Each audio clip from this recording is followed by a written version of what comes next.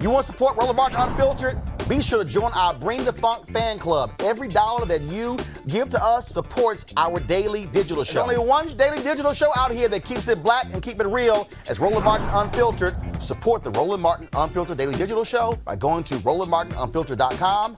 You can make this possible. All right, folks, every first Friday of the month, unemployment numbers come out, giving us a sense of exactly what's happening in the job market. Well, guess what? The job market showed some growth in the month of May. 559,000 jobs were added, dropping the unemployment rate to 5.8%. Down from last month's 6.1%. Now, for African Americans, the unemployment numbers are 9.1%. For whites, 5.1%.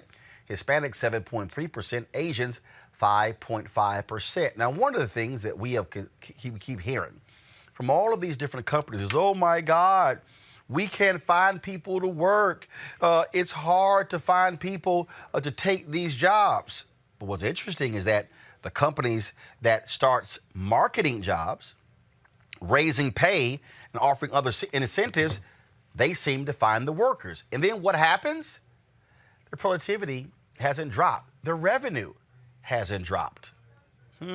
Let's talk about this with a couple of black economists. Joining us right now is Dr. Kristen Broady. She is a fellow of Metropolitan Policy Program at the Brookings Institution, and will also be joined by Economist William Spriggs from Howard University and the lead with the AFL-CIO. Glad to have both of you here. Bill, I want to start with you. I saw one of your tweets earlier today where you said all of you companies complaining and these governors, largely red state governors, turning back unemployment benefits because these companies keep saying, oh my God, we can't find people to work. People are lazy, they're staying at home. That was obliterated. That's a lie.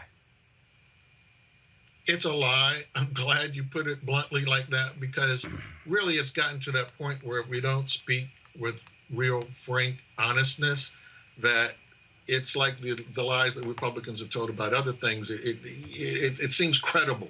And so therefore people, let it creep into their conscience.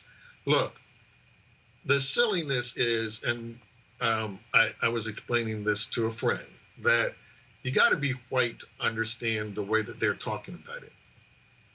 If you're black, this is a different world.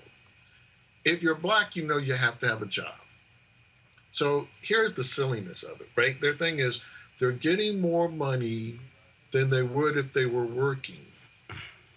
Now, the money they're talking about, understand the money they're talking about and the examples they raise, well, they're getting $600. $600 means I'm drowning. I'm drowning. So the $600 doesn't matter to you because it doesn't keep you from drowning. What you do know is if I have a job, I can defend the job because I can't defend my unemployment benefits, obviously, as you see these governors cut it. I will have a job, I can defend my job, and it's a stepping stone. I know I need a job to get a job. I know if I don't have a job, how hard it is to land one. So that's why people are still going back to these restaurants at the rate of $200,000 a month, because even though, quote unquote, I'd be getting more money, they understand that doesn't matter. And so we need policies that recognize that in the black community, we don't have liquidity. We don't have wealth. This is the whole thing about what does the racial wealth gap mean? It means that when we lose a job, we go from treading water to drowning, because there's nothing underneath us. We're not standing in the shallow water. We're always in the deep end. And the $300 doesn't get you out of the deep end. That's the truth and the reality of it here. The $300 is a little bit of a lifeline that makes it a little easier to tread water, because at least if you get the $300, well, I can, try and get rent done. Christian, what's really happening here is you got a lot of companies, and I'm going to go ahead and say it, that are greedy. They don't like the fact they now have to compete for workers. And what is happening is the companies that are trying to get high quality talent, you got to pay.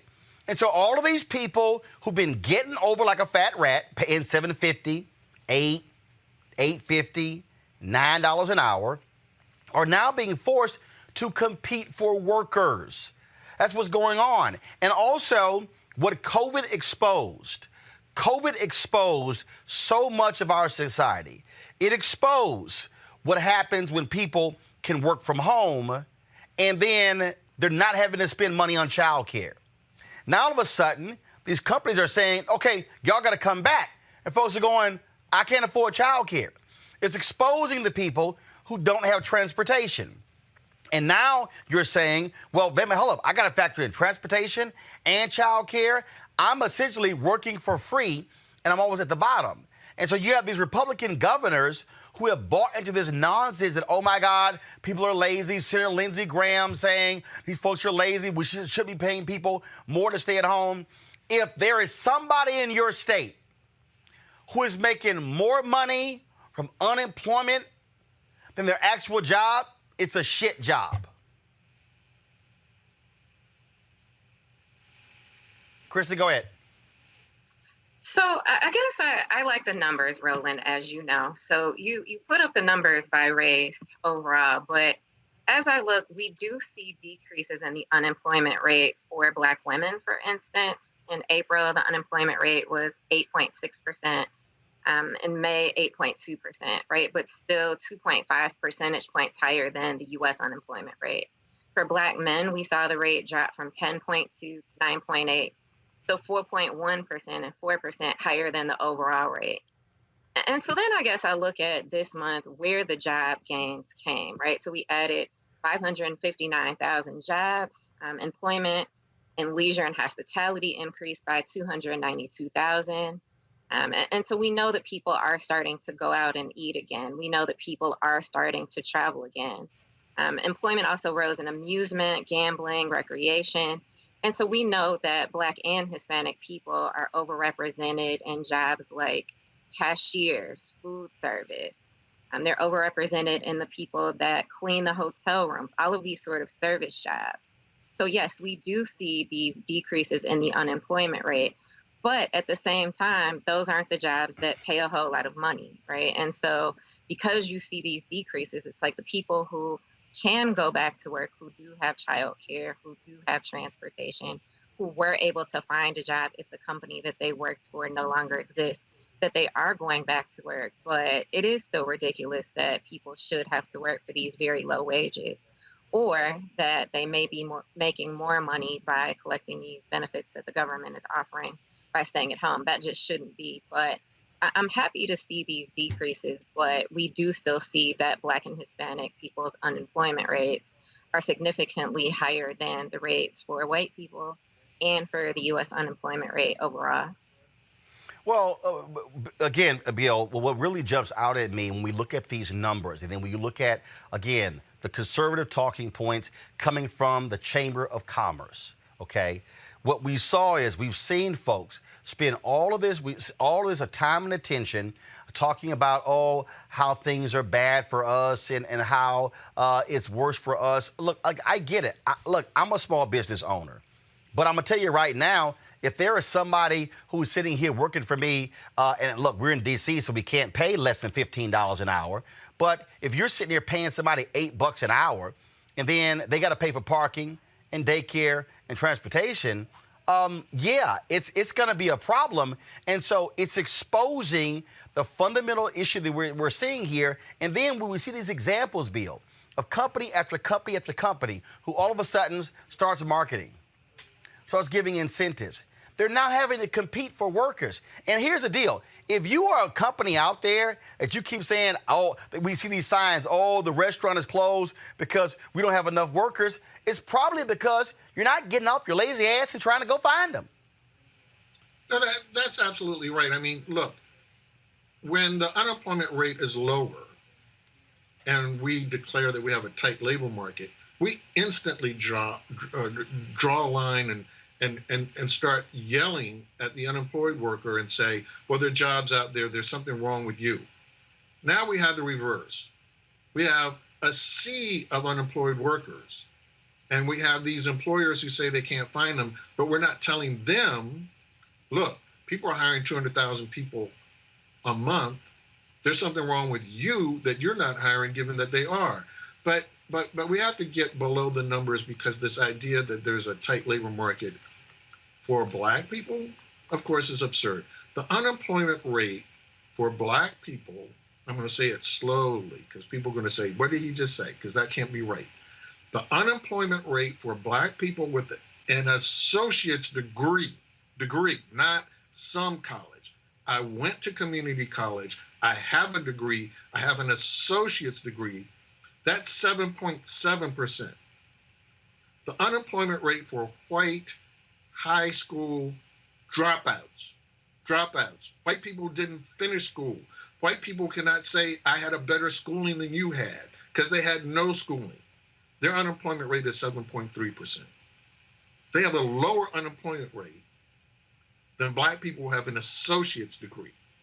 That's not a market in which employers are saying, oh, I just want anybody. If anybody shows up, I will hire them. That's a clear signal that they are still doing what they have always done. The shock when you look at the graphs that some people shared today to reflect on what has happened to the unemployment rate for Blacks, for Hispanics, for Asians, it's so astounding that when we shocked the system back last spring and suddenly everybody lost their jobs and everybody thought, oh, the Black unemployment rate is going to be 20% because the white unemployment rate is looking like it's going to be 10%. Well, the white unemployment rate was 10%. The Black unemployment rate did not go to 20%. It didn't go to double the white unemployment rate. It was much lower than that ratio. But slowly over the months, as we have recovered, we're back to the same racial hierarchy. Asian American unemployment rate, which spiked even above the Black unemployment rate, is now back closer to the white unemployment rate.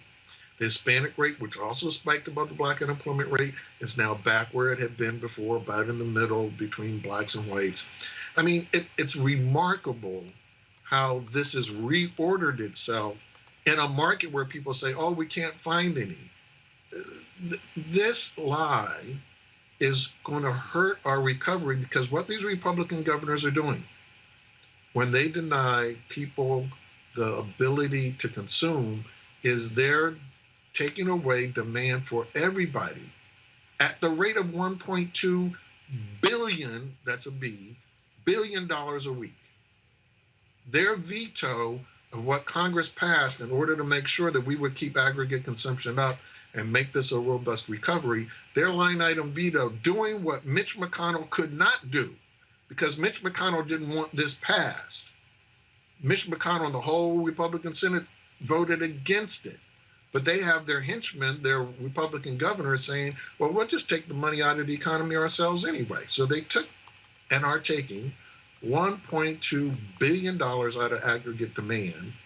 That's only going to slow the recovery, with this lie that somehow or another employers would hire anybody. And if you're Black, you know that's not what's happening. And Christian, they're aided by the business networks, where there's on the Bloombergs and the CNBCs and the Fox Business. Oh, woe is we. Oh, my God. It's so rough for us. That's also what's fueling it. And then mainstream media picks up the same BS. They don't go talk to actual workers. They don't go talk to actual small business owners who are having to compete. They spread this nonsense, and then it becomes the narrative. Yeah, so I guess I've been tracking the unemployment rate by race since January of 2020.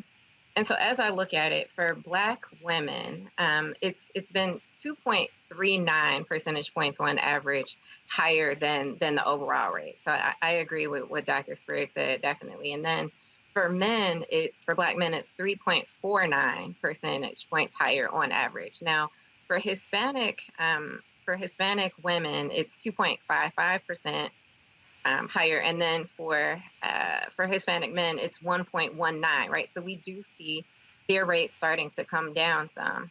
But I guess my thing is, how do they expect people to go back to work if they don't have transportation, if they don't have childcare, if you're not paying them enough to cover those costs? If they don't have broadband anymore, do they know that these jobs are out there? The whole matching people with jobs, I think people think is easier said than done. And then I think the other thing is you have to think about vaccinations, right? Of course, people are getting vaccinated, but there are still some people who haven't had access, who may not know where to go, Yep. right? So just because you get vaccinated or just because a job is there doesn't mean that you have a place to take your children. Doesn't mean that you have a way to get to that job. Doesn't mean that that particular job is a match for your skill set, right? So matching people with jobs that are right for them is more than people just deciding I'm going to go back to work, especially considering, like I said before, how low many wages still are. I think the last thing that I want to point out is that a lot of these companies are giving these incentives, right? $300 or $1,000. But that's not going to continue, right? Like you can't rely on those one-time bonuses to pay your bills. You can't just, pay your mortgage or your rent this month with that incentive and then tell them, hey, I got that incentive. I don't have it anymore. Like life doesn't work like that. So we need to have jobs that are consistent, jobs that people can get to, jobs that match their skills, and that are going to continue to pay a livable wage, not just right now while companies are trying to attract people. All right, Dr. Kristen Broady, Dr. William Spriggs, we certainly appreciate it. Thanks a bunch. We know on this day that mainstream media, they never seem to find black economists. But it's amazing how it is easy for us, because just like these employers, we know how to actually look for black people. I appreciate both of you. Thanks a lot. Yeah.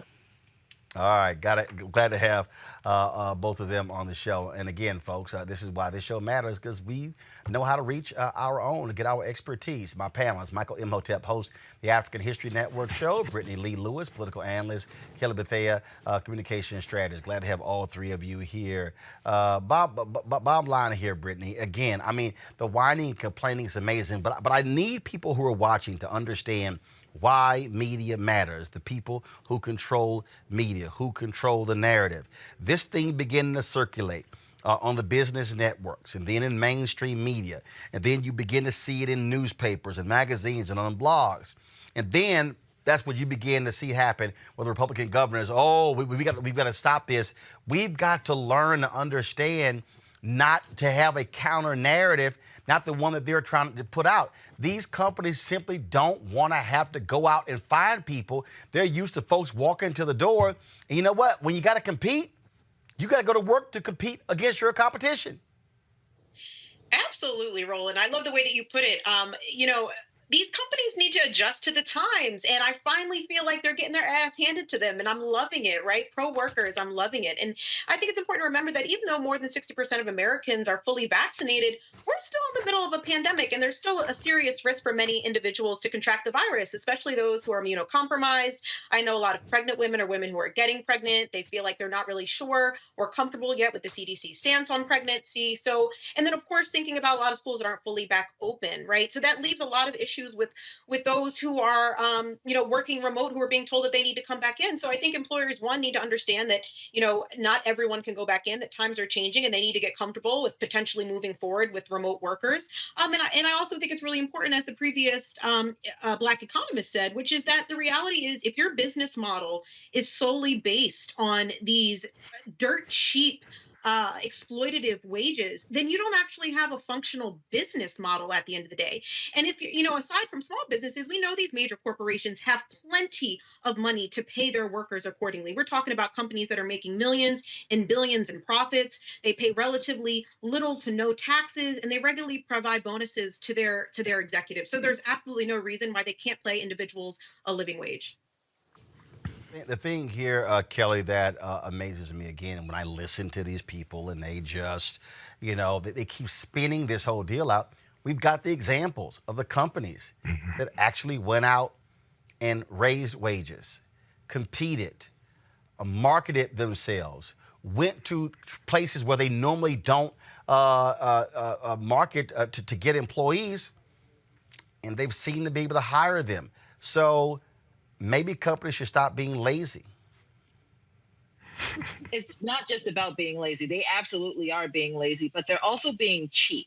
And the bottom line is this: what we've learned throughout this pandemic is that paying me what I am worth is not going to mess with your bottom line. You are still going to make money if I get a living wage, period.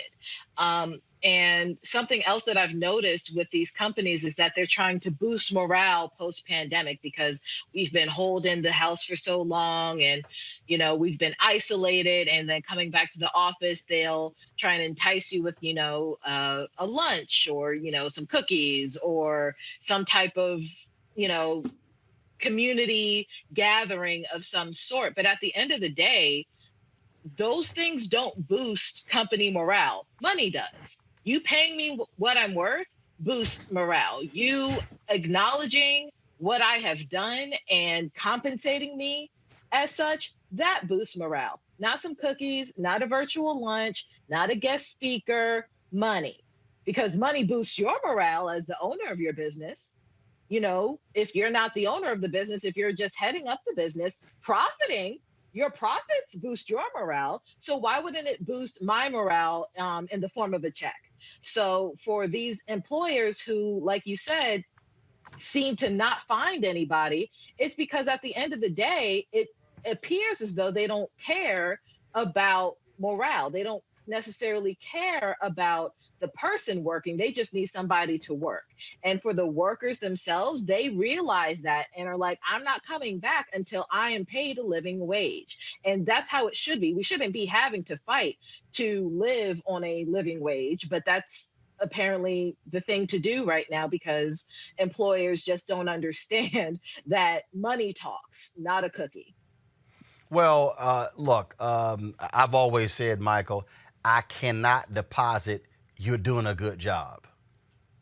I can't. If you want to show appreciation, you got to pay. Definitely, Roland, and it's really interesting this whole dynamic here. I was rereading a piece from the New York Times from May 20th that asked the question: is there a labor shortage? And it was saying no, it's not a labor shortage, and it was talking about how wages are basically today, back at least May 20th, at historic lows, wages nationwide, but corporate profits have steadily been rising. And it was saying, look, if you pay more, if you pay a living wage, you can find the people you're looking for. But the other thing, because of this pandemic economy, a lot of small businesses have gone out of business. A lot of small businesses have gone under, but corporations like Amazon are having record profits because they're having less competition because a lot of these small businesses went under. Okay, so and then the other thing is, as you said, and a piece from the Washington Post today also deals with this. There are other obstacles to getting to the job, having childcare, but also lingering health issues and. Or do you have a fear of getting COVID-19, et cetera? So when I hear these Republicans, especially Republican governors, who are cutting the pandemic unemployment insurance, $300 a week before it runs out in July or September, I think it runs out in September. When I hear them cutting this, they are ignoring these obstacles to getting to the job. Okay, and it's going to hurt a lot of white Republicans that put them in office in the first place, as well as African Americans, of course. But it's going to hurt a lot of the people who put them in office, which is one of the reasons why we need to vote them out of office. Well, absolutely. And so, again, folks, job numbers go up. Again, you're seeing an improving economy. Mighty how quiet conservatives are about this President Joe Biden economy. I thought we were just going to lose everything. In fact, I saw there was this silly tweet Senator Tim Scott sent out that I thought was pretty much, I just thought that was just one of the dumbest things in the world. Let me see if I can find it so y'all can laugh at it. This is literally what Tim Scott tweeted out on yesterday. We need common sense policies that leave families with more money in their pockets. I am determined to stand up to Biden's destructive policies that are limiting the American dream. Y'all. He's a South Carolina senator where his own governor cut unemployment benefits for people in South Carolina. That was policies of Joe Biden. So actually, Tim Scott is supportive of money being taken out of the pockets of American workers, including those in South Carolina. Yeah, I'm gonna remember that when you go vote next year. Folks, back to our Roland Martin unfiltered video in just one moment. Racial injustice is a scourge on this nation, and the Black community has felt it for generations. We have an obligation to do something about it. Whether it's canceling student debt, increasing the minimum wage, or investing in Black-owned businesses, the Black community deserves so much better. I'm Nina Turner, and I'm running for Congress to do something about it.